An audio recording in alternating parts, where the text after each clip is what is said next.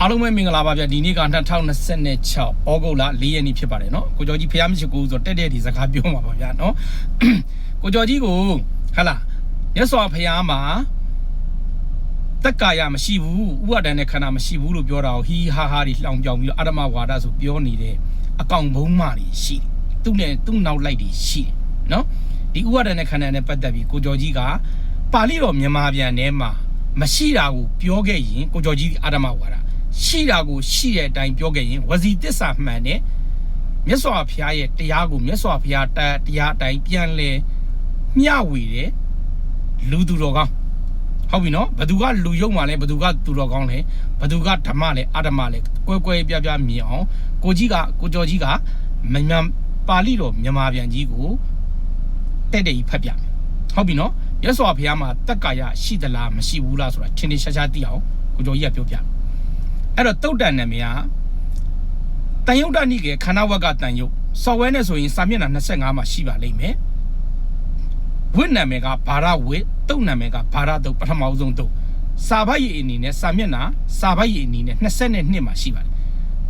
တာဝိတိနီရန်ထိုခါတဲ့ယဟန်တို့တဲ့ဝန်ကို၎င်းတဲ့ဝန်ကို၎င်းဝန်ဆောင်သမားကို၎င်းဝန်ယူရချောင်းကို၎င်းဝန်ချထားခြင်းကို၎င်းတင်တို့အားဟောကြားပြီးဟန်တဲ့ထိုတရားကိုနာကြကုန်တော့တဲ့တိတိကျကျအယုံစိုက်ပြီးနားထောင်နော်ဟာလားဒီလူစကားနားလဲတဲ့လူတိုင်းနားလဲနိုင်တဲ့စကားတွေနဲ့ဒီပါဠိတော်မြန်မာပြန်ကြီးကိုညောင်ရမ်းဆရာတော်ကြီးမဟာစီဆရာတော်ကြီးဟာလားမင်းကုန်းဆရာတော်တိပိဋကဆရာတော်ကြီးတို့ကဦးစီးဦးဆောင်ပြီးတော့အချိန်ချင်းခါအလီလီဟာလားမူချမ်းတွေကိုအချိန်ချင်းခါလီလီတုံးတက်ပြီးတော့မှဘာသာပြန်ခဲ့ကြတာဒီဘာသာပြန်ထဲမှာယဟန္တာလို့နာမည်ကျော်ကြတဲ့ဟာလားစထတန်ဃာယနာတင်တဲ့ကနေပြီးတော့နောက်ဆုတ်သွားတဲ့ဝေဘူးဆရာတော်ကြီးပါဠိတော်တွေကိုမြန်မာပြန်ပေးခဲ့တယ်ဆိုတဲ့အကြောင်းကိုလည်းတမိုင်းထောက်ထားတွေရှိတယ်ဒီဓမ္မခဏတွေနဲ့ပတ်သက်ပြီးတော့တုတ်တန်ဒေသနာတွေနဲ့ပတ်သက်မြတ်စွာဘုရားဒီမဟာဝေဘူးဆရာတော်ကြီးဘာသာပြန်ပေးခဲ့တယ်ဆိုတာလည်းတတ်သိထောက်ထားရှိတယ်ထားပါတော့ဟုတ်ပြီနော်အားလုံးကငါတို့ဒီဗမာစကားကိုဗမာလိုလူနားလဲတဲ့လူတွေဆိုရင်မြတ်စွာဘုရားရဲ့ပါဠိတော်မြန်မာပြန်ကြီးအလုံးမတန်ရှင်းလင်းလွယ်ကူပါတယ်ဟုတ်ပြီနော်စပ်ပြီးနားထောင်ကြည့်ကြရအောင်ယဟန်တို့တဲ့ဝင်းဟူသည်အဘယ်နည်းနဲ့မြတ်စွာဘုရားသူ့ဘာသူမိတယ်သူ့ဘာသူပဲဖြစ်တယ်ဥပါဒံနဲ့ခန္ဓာ၅မျိုးတို့ဟုဆိုအပ်သည်ဖြစ်ရ၏တဲ့အဘယ်၅မျိုးတို့မူဟူသည်တဲ့ရုပ်ဟူသောဥပါဒံနဲ့ခန္ဓာဝေဒနာဟူသောဥပါဒံနဲ့ခန္ဓာတညာဟူသောဥပါဒံနဲ့ခန္ဓာသင်္ခါရဟူသောဥပါဒံနဲ့ခန္ဓာဝိညာဏဟူသောဥပါဒံနဲ့ခန္ဓာတို့သည်တဲ့ယဟန်တို့တဲ့ဤသည်ကိုဝင်ဟုဆိုအပ်တယ်ဝင်းကိုဥပါဒံနဲ့ခန္ဓာ၅ပါးတက္ကာရလို့မြတ်စွာဘုရားကရှင်းရှင်းလင်းလင်းဟောထားတယ်ဟုတ်ပြီနော်ဒါဆိုဝင်ဆောင်သမားကဘာလို့လဲလာပြီယဟန်တို့တဲ့ဝင်ဆောင်သမားဟူသည်အဘယ်နည်းတဲ့ပုဂ္ဂိုလ်ဟုဆိုအပ်သည်ဖြစ်ရ၏ဤအရှင်ကဤတို့အမည်ရှိဤတို့အနွယ်ရှိ၏ဟုဆိုရသောပုဂ္ဂိုလ်ပင်ဒီတဲ့ယဟန်တို့ဤပုဂ္ဂိုလ်ကိုဝင်ဆောင်သမားဟူ၍ဆိုရ၏တဲ့ကိုကျော်ကြီးဗမာလူမျိုးဝင်ဆောင်ထားတာဟုတ်ပြီလားကိုကျော်ကြီးမှာတဏှာလည်းရှိတယ်မာနလည်းရှိတယ်ဟုတ်လားဥပါဒဏ်နဲ့ခန္ဓာကြီးကိုစောင့်ထားတာဥပါဒဏ်နဲ့ခန္ဓာကြီးစောင့်ထားတာဒီပုဂ္ဂိုလ်ကြီးဒီမှာမြတ်စွာဘုရားတက်ကြီးခေါ်ထားတယ်ဖရာယဟန္တာမှာတဏှာလည်းမရှိဘူးဥပါဒဏ်လည်းမရှိဘူးအဲ့ဒီအတွက်တဏှာကြောင့်ဖြစ်ပေါ်လာတဲ့ဥပါဒဏ်နဲ့ခန္ဓာ၅ပါးလည်းမရှိဘူးဥပါဒဏ်ရဲ့အာယုံဖြစ်တဲ့ဥပါဒဏ်နဲ့ခန္ဓာ၅ပါးတက္ကာယလည်းမရှိဘူးဟာလားကိုကျော်ကြီးပြောတာရှင်းရှင်းလေးဒီထဲမှာလည်းရှင်းရှင်းလေးမြတ်စွာဘုရားကဟောထားတာဒီတိုင်းကြီးဟောထားတာနော်ယဟန်တို့တဲ့ဝင်ယူရာချောင်းဟူသည်အဘယ်နည်းတဲ့ကာမ၌တက်မှတ်မှုကာမတဏ္ဍဘဝ၌တက်မှတ်မှုဘဝတဏ္ဍဘဝပြည့်ခြင်း၌တက်မှတ်မှုဝိဘဝတဏ္ဍဟူသောဘဝသစ်ကိုဖြစ်စေနိုင်သောနှစ်သက်တက်မှတ်မှုနှင့်တကွဖြစ်သောထိုအာယုံတို့ကိုဗမာစကားပြောတာရှင်းရှင်းလေးထိုအာယုံတို့ကိုအလွန်နှစ်သက်တတ်သောတဏှာပင်ဒီတဲ့အဲ့တော့အာယုံက6ပါးရှိတယ်အလုံးနားလည်ပြီးသားအဲ့ဒီအာယုံတွေကိုအလွန်မင်းနှစ်သက်တဲ့တဏှာတဲ့အဲ့ဒီတဏှာကြောင့်ဥပါဒဏ်နဲ့ခန္ဓာဖြစ်ပါတယ်တဲ့မြတ်စွာဘုရားကရှင်းရှင်းလင်းလင်းဟောထားပါတယ်နော်အဲ့ဒါကိုရှင်အာနန္ဒာကိုဟောတဲ့ပရိစ္ဆေသမုပ္ပါဒ်တရားတော်မှာလည်းအဲ့ဒီတဏှာကိုအဲ့ဒီအတိုင်းပဲဟောထားပါတယ်ဟုတ်ပြီနော်ယဟန်တို့ဤတဏှာကိုတဲ့ဝင်ယူရာကြောင်းဟုဆိုရမယ်တဲ့ဟုတ်ပြီနော်တဏှာကြောင့်ဥပါဒဏ်နဲ့ခန္ဓာ၅ပါးဖြစ်တာဥပါဒဏ်နဲ့ခန္ဓာ၅ပါးသည်ဥပါဒဏ်ရဲ့အာယုံဖြစ်တယ်ဒါရှင်းရှင်းလေးတွေကြီးပဲယဟန်တို့ဝင်ချထားခြင်းဟူသည်ကိုလာပြီယဟန္တာတွေဝင်ချတယ်ဆိုတဲ့အကြောင်းယဟန်တို့တဲ့ဝင်ချထားခြင်းဟူသည်အဘယ်နည်းတဲ့တက်မှတ်မှုတဏှာဤသာလေအကျွမ်းမဲ့ကင်းကြီးပြ ပြက်ချုပ်ငိမ့်ချင်းစွန့်ချင်းမကန့်ညီချင်းလွတ်ချင်းမတွေ့တာတင်းချင်းသည်ယဟန်တို့ဤသည်ကိုဝင်ချထားခြင်းကိုခေါ်တယ်ယဟန်နာတွေဖရာယဟန်နာတွေက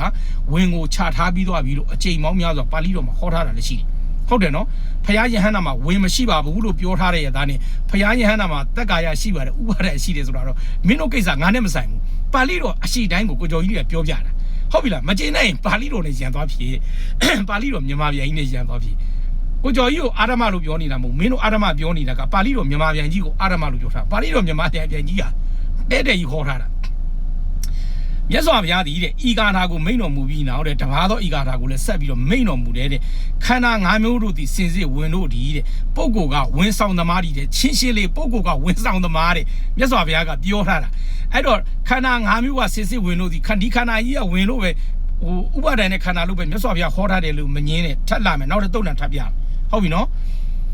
ဝင်ကိုရယူခြင်းသည်လောက၌ဆင်းရဲမည်တဲ့ဝင်ကိုချထားခြင်းသည်ချမ်းသာ၏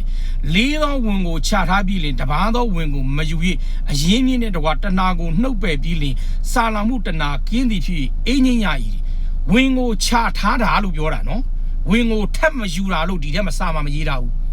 ဗမာစာရေးပုံရေးနီးရစကွာတယ်နော်နောက်ထပ်ဝင်ကိုမယူပါဘူးလို့ရေးထားတယ်မဝင်ကိုလည်းထက်ချထားတယ်နောက်ထပ်ဝင်ကိုလည်းထပ်မယူဘူးဆိုတာကိုစကားကိုနှစ်ခါပြောတာတစ်ခါတည်းပြောတာမဟုတ်ဘူးဝင်ချထားခြင်းဆိုတာတကယ်တော့ဝင်ကိုမယူတာပါလို့ပြောမှဆိုလို့မြတ်စွာဘုရားရဲ့ဒီမှာပါဠိတော်မြန်မာပြန်ကြီးကနှစ်ကြိမ်ပြောတာဝင်ကိုချထားပြီတဲ့နောက်ထပ်ဝင်တစ်ခုကိုထပ်မယူဘူးလို့ပြောတာရှင်းတယ်နော်အဲ့တော့ဝင်ကလက်ရှိပြစ္ဆုတ်ပံခန္ဓာ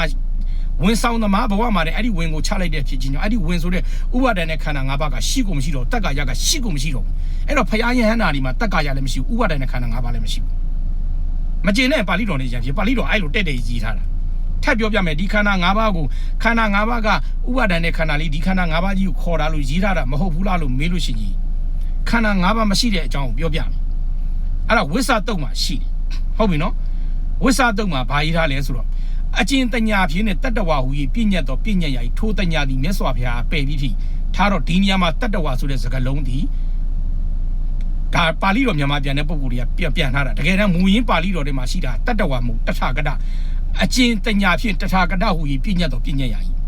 ထိုးတညာသည်မြတ်စွာဘုရား၌ပယ်ပြီးဖြစ်အမြင့်ကနေပြက်ပြီးဖြစ်ထမ်းမင်ရာငုံကိုပြူပြီးဖြစ်တဖန်မဖြစ်အောင်ပြူပြီးဖြစ်နောက်တဖန်ဖြစ်ပေါ်ခြင်းသဘောမရှိတော့၏ဝိသတညာဤကောင်းစွာကုန်ခြင်းလွတ်မြောက်ခြင်းမြတ်စွာဘုရားသည်မဟာသမုဒ္ဒရာကဲ့သို့နတ်ဤရှမ်းဤထဝင်းခြင်းတက်ဝင်နိုင်ခဲ့၏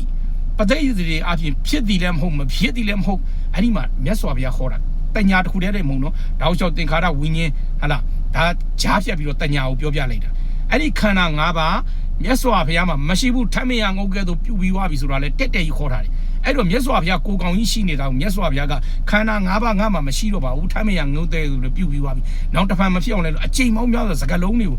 အမျိုးစုံသုံးပြီးတော့မှမရှိချောင်းကိုပြောထားခဲ့တာအဲ့တော့ဘုရားယဟန္တာမှာတက္ကာယလည်းမရှိဘူးဥပါဒဏ်နဲ့ခန္ဓာလည်းမရှိဘူးလို့ကိုကျော်ကြီးတို့ကပါဠိတော်ရှိတဲ့အတိုင်းပြောပြတာမကျင်းတဲ့ဟုတ်ဆိုရင်ပါဠိတော်ပြဿနာရှာမင်းတို့ကပါဠိတော်ကိုအာရမဝါဒလို့ပြောနေတာကိုကျော်ကြီးကိုအာရမဝါဒလို့ပြောနေတာမဟုတ်ဘူးပါဠိတော်ကြီးကတက်တက်ရှိနေတဲ့စာတွေကိုကျော်ကြီးကတက်တက်ကြီးဖတ်ပြတာဟုတ်လားအဲ့တော့ပါဠိတော်ကိုစန့်ကျင်ရဲတဲ့လူတွေပေါ်နေပြီဆိုရင်သာသနာကအဲ့ဒီလူတွေနောက်ကိုလိုက်နေတယ်ဆိုရင်အဲ့ဒီလူတွေကဘယ်ကိုသွားမှလဲကိုဘွားကိုတွေးကြကိုဘွားကိုစဉ်းစားကြဟုတ်ပြီလား